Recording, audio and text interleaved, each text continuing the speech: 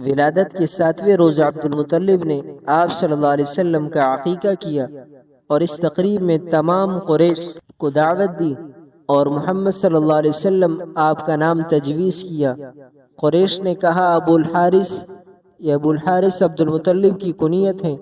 آپ نے ایسا نام کیوں تجویز کیا جو آپ کے آباء و اجداد اور آپ کی قوم میں سے اب تک کسی نے نہیں رکھا؟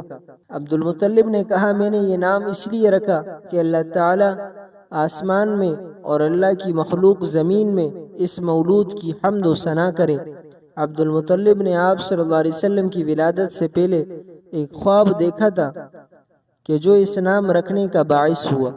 وہ یہ کہ عبد المطلب کی پشت سے ایک زنجیر ظاہر ہوئی کہ جس کی ایک جانب آسمان میں اور ایک جانب زمین میں اور ایک جانب مشرق میں اور ایک جانب مغرب میں ہے۔ کچھ دیر بعد وہ زنجیر درخت بن گئی جس کے ہر پتے پر ایسا نور ہے کہ جو آفتاب کے نور سے 70 درجہ زائد ہے۔ مشرق اور مغرب کے لوگ اس کی شاخوں سے لپٹے ہوئے ہیں۔ قریش میں سے بھی کچھ لوگ اس کی شاخوں کو پکڑے ہوئے ہیں اور قریش میں سے کچھ لوگ اس کے کاٹنے کا ارادہ کرتے ہیں۔ یہ لوگ جب اس ارادے سے اس درخت کے قریب آنا چاہتے ہیں تو نہایت حسین و جمیل جوان ان کو ہٹا دیتا ہے۔ معبرین نے عبد المطلب کو اس خواب کی تعبیر دی کہ تمہاری نسل سے ایک ایسا لڑکا پیدا ہوگا کہ مشرق سے لے کر مغرب تک لوگ اس کی اتباع کریں گے، آسمان اور زمین والے اس کی حمد و ثنا کریں گے۔ اس وجہ سے عبد المطلب نے آپ کا نام محمد رکھا۔ عبد المطلب کو اس خواب سے محمد صلی اللہ علیہ وسلم نام رکھنے کا خیال پیدا ہوا، اور ادھر آپ کی والدہ ماجدہ کو رؤیا صالحہ کے ذریعے سے یہ بتلایا گیا کہ تم برگزیدہ خلائق اور سید الامم کی حاملہ ہو،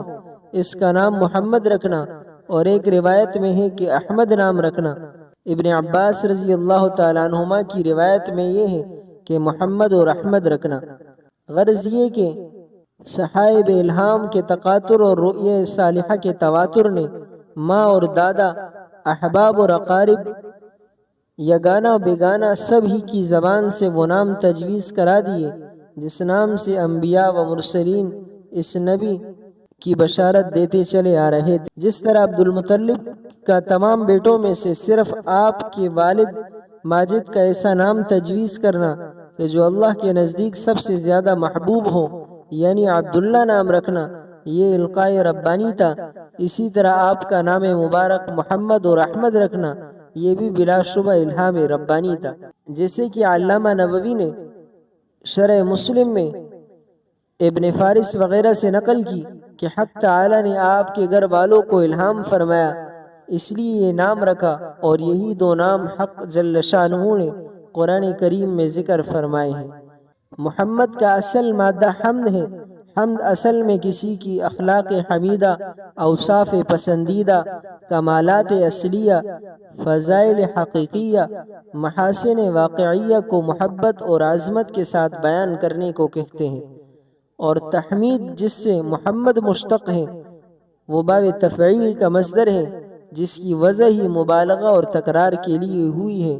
لہذا لفظ محمد جو تحمید کا اسم مفعول ہے، اس کے یہ معنی ہوں گے کہ وہ ذات ستودہ صفات کہ جس کے واقعی اصلی کمالات اور محاسن کو محبت اور عظمت کے ساتھ کثرت سے بار بار بیان کیا جائے۔